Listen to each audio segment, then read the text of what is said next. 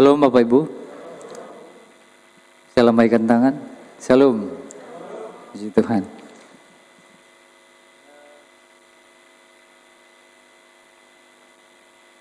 Saya buka di dalam Wahyu kepada jemaat di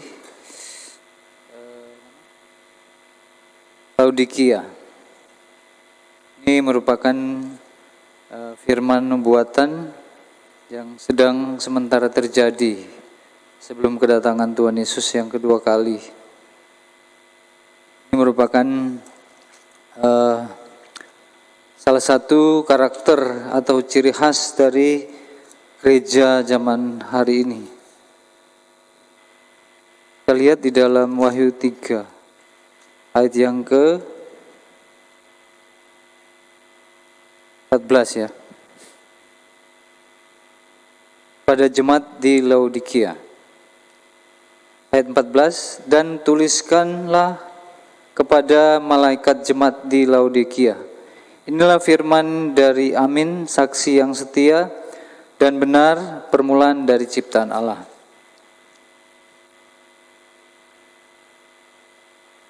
Dari situ dulu. Bapak Ibu bisa baca di sini latar belakang dari jemaat Laodikia.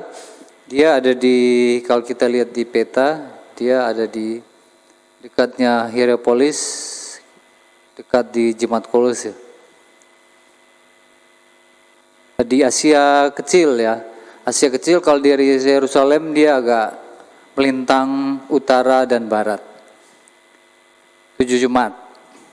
Nah, kita harus pelajari sebelum kita memahami makna dari jemaat di Laodikia ini, supaya kita mendapatkan sesuatu. Dari ketujuh jemaat ini ada pujian dari Tuhan Yesus kepada jemaat-jemaat di 7 gereja di Asia Kecil, di daerah Turki saat ini. Tapi salah satu jemaat yang terakhir ini, ya, jemaat yang paling buncit, yang terakhir, dikecam oleh Tuhan Yesus tanpa pujian. Tanpa pujian. Laodikia itu didirikan oleh Antiochus II, ya, tahun 2061 sampai 2046, kurang lebih 15 tahun. Itu dia dihadiahi kepada istrinya, permasyurinya, namanya Laodike. Jadi dia dari bangsa Selukid. Selukid ini Syria.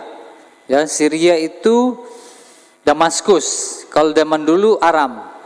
Pada waktu Tuhan Yesus sering menginjil ke atas, ke utara, Israel utara. Nah, di sini kita lihat saksi yang setia dan benar. Ini merupakan Tuhan Yesus sendiri, dan dia tidak pernah berbohong. Dia berbicara kepada setiap orang apa adanya. Kadang-kadang menyakitkan pada waktu kita memberikan, mengidentifikasi seseorang, melabelkan sesuatu kenyataan, ya kan, kenyataan kepada seseorang. Padahal itu sesuatu hal yang kurang dan yang tidak baik. Bahkan mungkin itu membuat dia sakit hati, ya kan. Kita lihat ayat 15. Karena setengah jam saya cepat saja ya. Aku tahu segala pekerjaanmu, engkau tidak dingin dan tidak panas. Alangkah baiknya jika engkau dingin atau panas. Bukan dingin panas artinya kan kita bersemangat dan tidak bersemangat. Bukan seperti itu, ayat itu seperti yang dimaksud. Pada waktu di jemaat Laodikia itu daerah perlintasan persimpangan Asia itu kan dia kota yang ramai.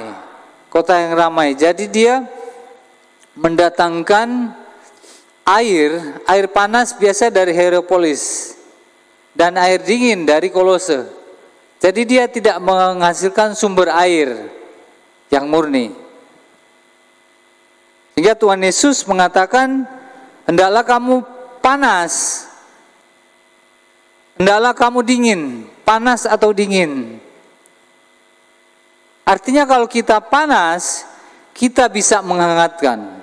Gereja bisa menghangatkan. Gereja punya greget. Gereja punya ciri khas. Kadang-kadang orang panas, radikal itu orang tidak suka. Kekristenan, jauh, nggak usah terlalu biasa-biasa aja.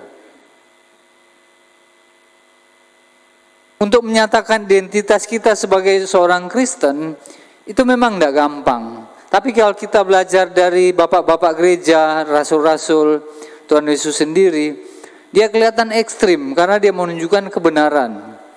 Dan dia mau dari kita juga, saya, dimanapun kita berada sebagai church-nya Tuhan, gerejanya Tuhan, kita mau menunjukkan garam kita, menunjukkan terang kita. Mungkin kita kadang-kadang sudah seperti Tuhan Yesus gambarkan, seperti garam, sudah hambar. Kristen tidak kelihatan Kristen, orang dunia juga tidak kelihatan. Jadi menghangatkan, kalau dia dingin kamu menyejukkan. Ya kan? Kita menyejukkan. Gereja menyejukkan. Kita, Tuhan lebih berbicara secara pribadi kepada saudara dan saya. Suasana ini berbicara sifat dan suasana. Kita memberikan kesejukan. Orang Kristen itu enak ya. Baik. Mungkin ya, contoh misalnya. Sedikit aja biar tidak terlalu banyak. Kalau saya jangan bilang sama-sama ya. Biasa main pingpong ya. Main pingpong di RT saya di 14. Biasanya kalau orang main ya kadang-kadang tidak masuk ngoceh ya. Camprut gitu. Tapi bukan saya kuat loh Bapak Ibu. Kadang-kadang waktu main tidak masuk kan biasanya gitu ya. Nah, saya menampakkan diri contoh seperti itu, lama-lama mereka tidak enak. Nah, jadi lama-lama tidak ada ngomong gitu. Masih ada 1-2. Nah itu salah satu contoh. Paling tidak menyejukkan suasana, memberikan kehangatan. Itu artinya hendaklah engkau panas atau dingin. Karena ayat 16. Ayat 16, jadi karena engkau suam-suam kuku dan tidak dingin atau panas, aku akan memuntahkan engkau dari mulutku. Jadi kalau dari Hierapolis itu sumber air panas dikirim ke Laodikia, dia karena lewat pipa-pipa susah. Jadi akhirnya dia sudah jadi suam-suam kuku. Demikian juga dari Kolose. Kalau menurut medis, kalau air yang hangat-hangat kuku itu tidak memberikan manfaat atau faedah yang banyak di dalam tubuh kita. Kalau dicampur apalagi ada kaporitnya, mual gitu, rasa muntah. Saya waktu renungkan ini rasanya mau nangis saya. Ya, firman ini juga berbicara buat saya juga. Saya berpikir ya saya mungkin kurang juga. Ya suam-suam kuku. Semangat enggak semangat. Semangat enggak. Ya kan? Jadi bayangkan Tuhan Yesus mual dengan kita. Dengan jemaat di Laodikia. Mau muntah rasanya. Karena tidak memberikan manfaat, faedah.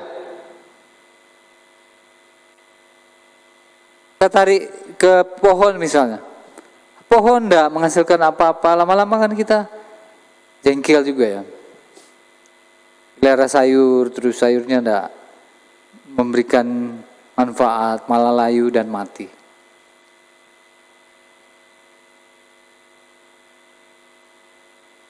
Ayat 17. Karena engkau berkata, aku kaya dan aku telah memperkayakan diriku, dan aku tidak kekurangan apa-apa. Dan karena engkau tidak tahu bahwa engkau melarat dan malang, miskin, buta, dan telanjang. Kota Laodikia ini terkenal Bapak Ibu. Dua hal yang terkenal dari tiga apa dua. Yang pertama, dia memiliki perbankan, ya, keuangan yang cukup baik karena itu daerah persimpangan, ya. Dan dikatakan dia kota yang termasyhur dan terkenal di dunia. Saya belum selidiki lebih dalam, Bapak Ibu aja lihat di internet. Jadi dia termasuk penghasil perbankan yang hebat. Yang kedua, dia menghasilkan kerajinan pembuat kain wol domba, hitam keungu-unguan, yang lembut. Saya belum lihat juga, Bapak Ibu, saya cuma bayangkan aja. Ya, jadi dia sangat terkenal kayanya. Terus yang ketiga, dia terkenal dengan medisnya di sisi kesehatan. Apalagi dia terkenal dengan dua sekolahnya itu kesehatan, seorang Xerxes kalau salah sama Alexander. Dia mendapatkan penghargaan prestasi yang luar biasa di dunia, dua orang itu. Sehingga kota itu semakin terkenal. Ditambah lagi dengan produksi salep mata dan telinga. Nah, apa yang dikatakan oleh firman Tuhan oleh Yesus sendiri? Berbanding terbalik, ya. Dari sisi fisik mereka kaya. Mereka merasa hebat. Mereka merasa tidak perlu apa-apa. Tapi Tuhan mengecam mereka. Engkau sebenarnya telanjang. Kamu miskin dan melarat kamu. Buta. Itu sangat mengorek hati kita. Hati jemaat Laodikia ini. Berbanding, paradoks, bertentangan sekali. Kenyataannya kaya tapi miskin, Tuhan Yesus bilang. Hari-hari ini Tuhan sedang memproses gereja. Masa pandemi ini mungkin kita terlalu sibuk, ya. Sibuk dengan diri kita sendiri. Sibuk dengan kepentingan diri sendiri. Mentalitas dari Laodikia ini. Dia sudah merasa hebat. Jadi kalau ada orang musafir pergi ke Laodikia, mereka bilang tidak usah jual barang, kami tidak butuh barangmu. Kamu tidak butuh apa-apa yang dari kamu. Dia sudah merasa cukup dengan dirinya.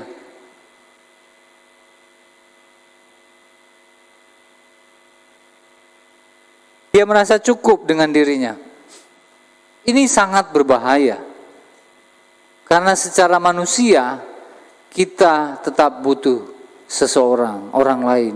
Bahkan terlebih Tuhan, kita butuh di dalam diri kita. Karena kalau kita sudah tidak membutuhkan apa-apa, ada suatu kesombongan. Yang Tuhan Yesus menjelaskan di sini, ya nanti kita bahas berikutnya. Ayat yang ke-18. Maka aku menasihatkan engkau, supaya engkau membeli daripadaku emas yang telah dimurnikan dalam api, agar engkau menjadi kaya, dan juga pakaian putih, supaya engkau memakainya, agar jangan kelihatan ketelanjanganmu yang memalukan. Dan lagi minyak untuk melumas matamu, supaya engkau dapat melihat. Ini tiga hal yang dituntut oleh Tuhan dari jemaat Laodikia yang merasa sudah puas, sudah tidak perlu yang lain, tidak perlu orang lain, tidak perlu nasihat dari yang lain. Tuhan bilang, engkau beli emas daripadaku. Saya merenungkan, maksud dari ini kan suatu metaforis, ya, perbandingan. Seperti suatu, gambaran. Beli emas. Secara fisik kaya, tapi secara rohani mereka miskin. Excited, bersemangat, setiap hari bekerja, tapi tidak ada isinya. Rohaninya kosong, Bapak Ibu. Lebih kata lain, Tuhan Yesus di luar. Kalau kita lihat ayat ini, Tuhan Yesus berada di luar hati kita. Tuhan Yesus mungkin nomor sekian, hobi kita nomor 1, usaha kita nomor 2, milik kita nomor 1. Kita tidak tahu, saya tidak tahu, Bapak Ibu yang tahu apa yang menjadi nomor 1 di dalam hidup Bapak Ibu. Itu dia bilang beli emas, ya. Emas itu diusahakan. Jadi keselamatan jemaat Laodikia ini sudah selamat, sudah percaya artinya. Tapi mereka membiarkan Yesus di luar hatinya mereka. Mereka tidak mau menerima Yesus. Kalau ada hal yang tertentu, ya Yesus boleh. Hal sesuatu tidak usah Yesus. Itu Tuhan Yesus mengecam. Dia muak dengan kita. Kalau saya bandingkan suatu hubungan suami istri, ya kan, suami istri. Dia butuh saja baru baik, tidak enak rasanya. Dengan keadaan senang bersama-sama, betul? Kalau keadaan susah, kan ada viral kalau salah. Kena COVID 2 kali diceraikan sama istrinya. Pak Modi mungkin yang bilang, betul. Akhirnya mual rasanya. Aduh, mau ngomong apa? Saya bayangkan Tuhan Yesus mual seperti itu loh. Model hubungan seperti ini. Terikat oleh dunia. Jangan-jangan jemaat Laodikia ini merupakan suatu gambaran dari jemaat Tuhan akhir zaman ini. Tinggalan. Seperti istrinya Lot. Saya juga mengkoreksi diri, selalu mengoreksi saya sendiri. Karena kita tidak terbatas dari kelemahan dan kekurangan. Saya masih bisa nerima, iya. Terima kasih. Tapi kalau orang sudah tidak mau mendengar seseorang, nasihat, advice, wah, bahaya.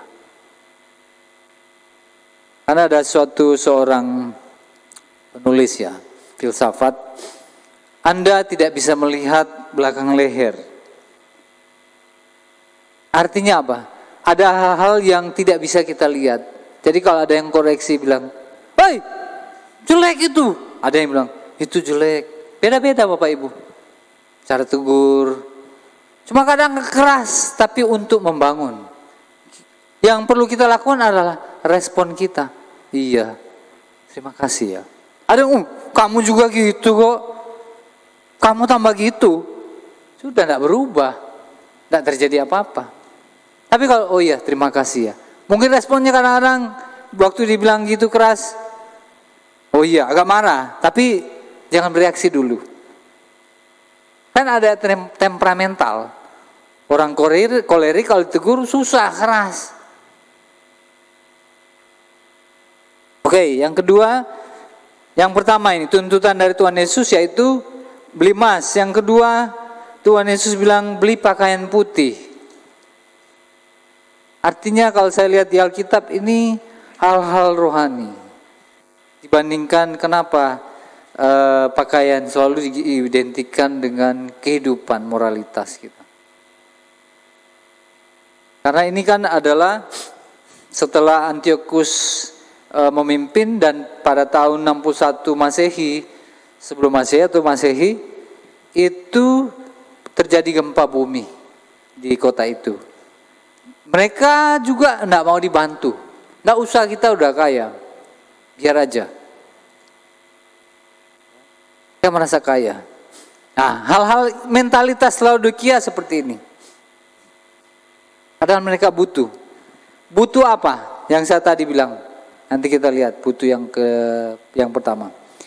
Yang tuntutan yang pertama emas, pakaian putih. Jadi moralitas kehidupan kita itu harus caranya. Memang kadang-kadang bilang Tuhan tahu hati saya. Tidak lihat di perilaku. Tidak bisa. Saya Bapak Ibu saudara-saudara, saya kan dari luar pulau. Kadang-kadang unggah-ungguh itu kan kadang susah saya ini. Ngomong juga logatnya juga intonasinya kan kadang agak tinggi. Ya toh? Agak ngomong pelan itu jadi kaku jadinya. Tapi saya belajar Bapak Ibu. Jadi contoh misalnya, kenapa jadi suam-suam kuku? Karena misalnya ada keegoisan, aku harus dihormati dulu, aku harus disapa dulu. Kadang-kadang ketemu di jalan, saya ketemu, halo bos, gitu, biasa aja. Saya tak menganggap saya lebih daripada dia. Bagaimana bro? Itu memberikan kehangatan. Oh luar biasa, bagaimana kabarnya? Karena firman Tuhan bilang apa? Lebih baik memberi daripada menerima. Ada rahasia yang terkandung di dalam ayat itu. Jadi hanya orang-orang yang memberi tahu rahasia itu. Jadi waktu kita memberi sesuatu itu akan kembali dan sehat tubuh kita. Ya? Kalau orang mencucu terus ya, tunggu gimana kabarnya? Iya saya susah. Ya maaf ya, saya enggak menjelekkan orang seperti itu, enggak. Mungkin kalau dia sakit ya enggak masalah. Tapi selalu kita berusaha untuk memberikan sapaan kepada orang. Ini contoh. Yang ketiga, minyak untuk melumas matamu. Jadi ketiga hal ini satu tuntutan. Minyak melumas mata. Berarti kita tertutup oleh hal-hal yang rohani. Jadi pada waktu firman Tuhan, Yesus menyampaikan sesuatu. Firman Tuhan kita dibutakan. Karena kita mungkin terlalu banyak sibuk ya. Kalau orang kita sudah banyak sibuk, terus nonton, kadang-kadang kalau saya buka Facebook, di Facebook ada film, udah nonton lama gitu, udah kacau pikirannya. Jujur aja ya. Kadang-kadang Tuhan bilang jangan nonton aneh-aneh. Pak Mudi kan sering khotbah ya. Betul Bapak Ibu. Kelihatannya ya enggak apa-apa sedikit gini. Bisa merasuki. Jadi mata ini harus kita lindungi. Jangan merasa gitu, oh saya kuat, saya hebat. Enggak bisa Bapak Ibu. Yang kedua, saya cepat saja. Yang kedua, dia bilang apa? Barang siapa kukasihi, ia kutegur dan kuhajar. Sebab itu relakanlah hatimu, ayat 19, dan bertobatlah. Jadi kita harus, yang kedua, tuntutan yang kedua, kita belajar merelakan hati dan bertobat. Relakan hati. Tidak gampang Bapak Ibu. Orang kalau sudah punya status quo, jabatan yang sudah tetap kayak para politikus, sampai Pak Jokowi disuruh-suruh turun, dikudeta sekalian, karena sudah tidak terima. Tapi kalau dia sadar, iya saya salah ya, saya harus bertobat, keliru saya ini, saya harus berubah. Karena Tuhan Yesus bilang, barang siapa kukasihi, ia kutegur dan kuhajar. Amsal 3:45 salah. Ada ayat itu, dan di Ibrani 12 ayat yang ke-8 paralelnya. Jadi digambarkan seperti seorang ayah dan anak. Anak yang kukasihi, dalam arti anak-anak Allah, kita orang percaya, dia kutegur dan kuajar. Kalau dia salah, diajar. Ada ayat yang lain bilang, kalau anak sudah waktunya dipukul dan dia dilewatkan dari tongkat itu, dia akan jadi anak-anak gampang. Gampang artinya apa? Suka melawan. Dikasih tahu susah. Jadi kita belajar merelakan hati kita. Kadang-kadang kasih itu tidak selamanya baik-baik. Jangan nak ya. Kan sesuai dengan kelompok usia. Kalau misalnya anak SD kelas 3 sampai kelas umur 3 tahun sampai 5 tahun, cara didikannya beda. 6 sampai 8 beda. 9 sampai 12 beda. Berapa lagi? 15 sampai 18 beda. 20 plus beda lagi. Punishment-nya juga beda.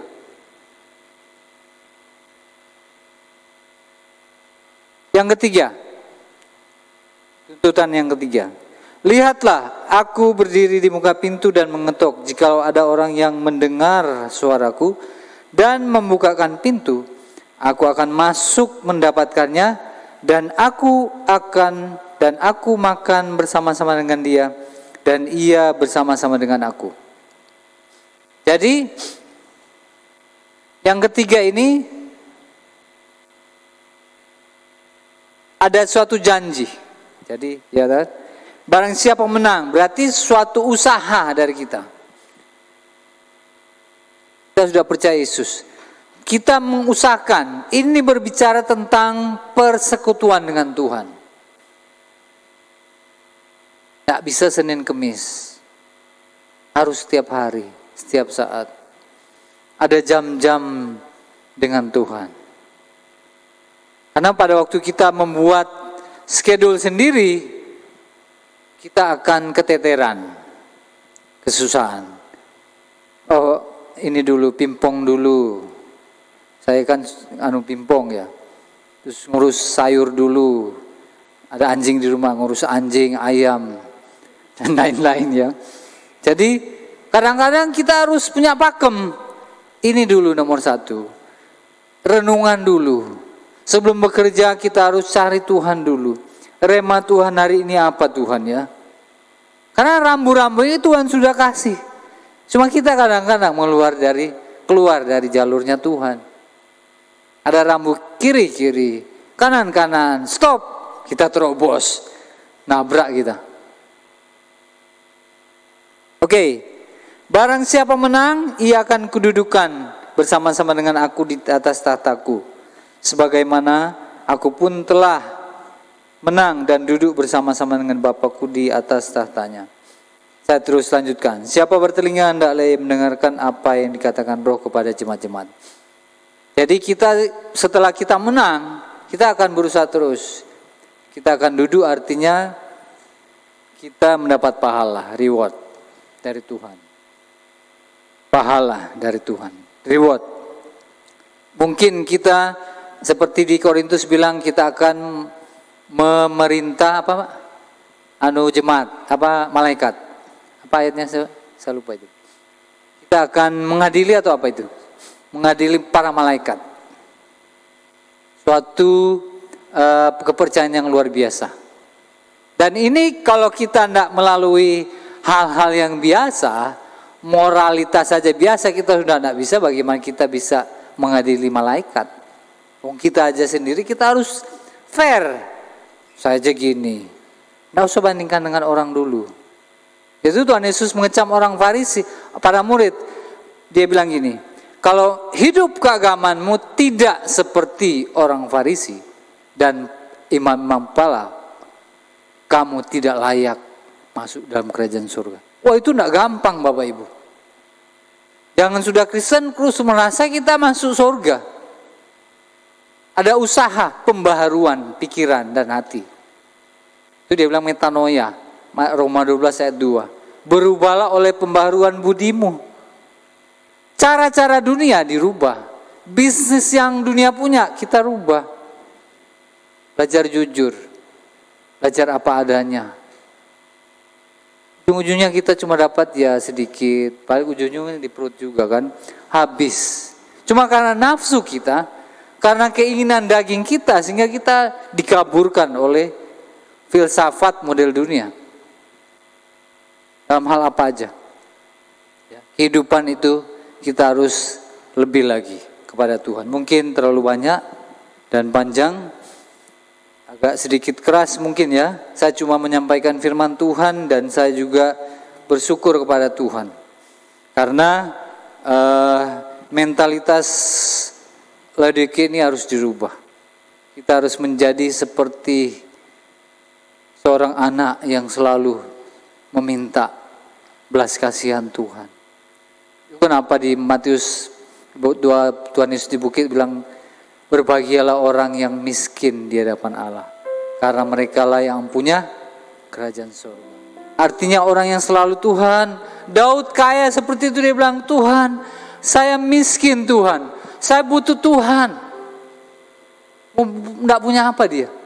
Kekayaan sampai bergunung-gunung. berbukit. Kalau Bapak Ibu waktu dibaca dia membangun bait suci, mempersiapkan pembangunan oleh Salomo. Tapi dia bisa berkata seperti itu. Jadi hanya orang-orang yang punya hubungan dengan Tuhan, yang selalu, Tuhan, aku tidak punya apa-apa, aku butuh Tuhan. Sehingga pada waktu Tuhan Yesus datang kedua kali, engkau menang, engkau didudukkan di tahtanya Tuhan. Amin. Puji nama Tuhan. Kita bangkit berdiri. Tuhan tahu hati kita. Anugerah terbesar, anugerah terindah.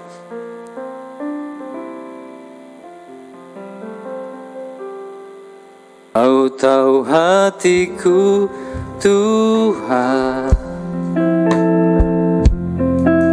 Kau tahu rinduku, Tuhan. Kau tahu harapku, Kau tahu mimpiku di tangan-Mu, Tuhan. Dalam setiap jalanku, dalam setiap langkahku, yang ku andalkan, menghadapi semua. Sekali lagi, jimat saja.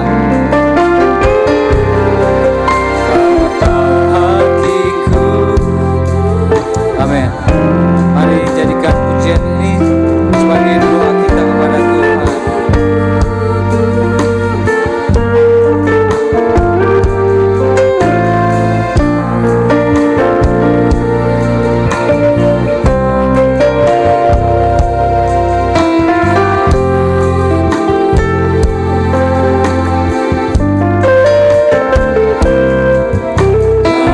Setiap jalan,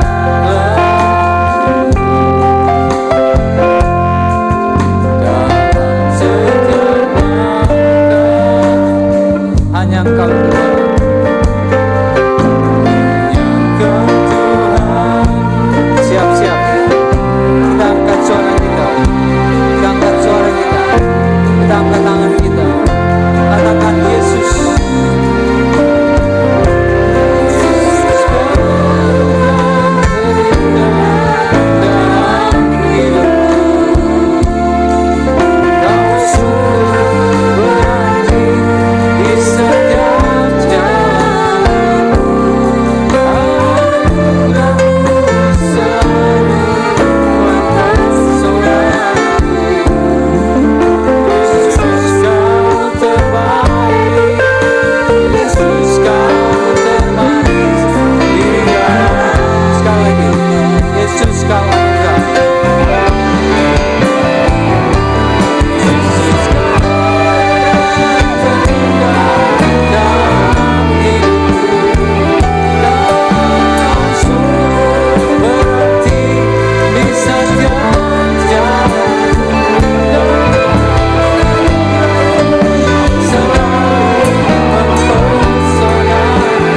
Yesus, Yesus Kau terbaik, Yesus Kau termanis.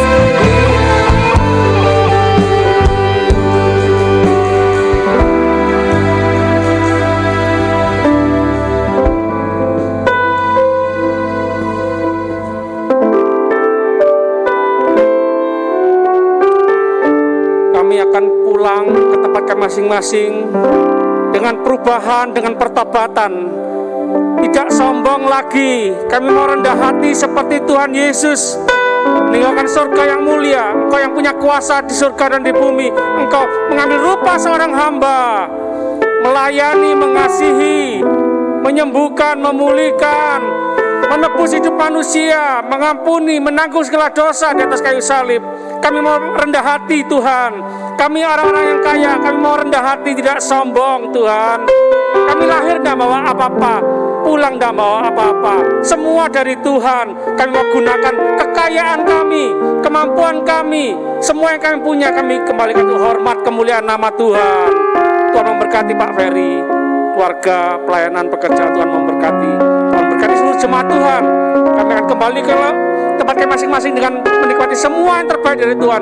Anugerah yang melimpah seumur hidup kami. Kami berdoa demi nama Bapa, Putra, dan Roh Kudus dalam nama Tuhan Yesus Kristus. Haleluya.